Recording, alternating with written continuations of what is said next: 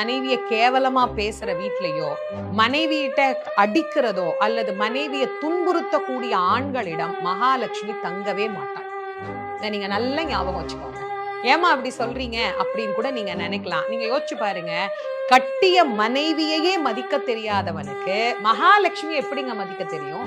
அவன் கையில எப்படி காசு தங்கும்? அவன்கிட்ட எப்படி மகாலட்சுமி இருப்பா? அவன்கிட்ட எப்படி நல்ல செயல்கள் இருக்கும்? இருக்காதே.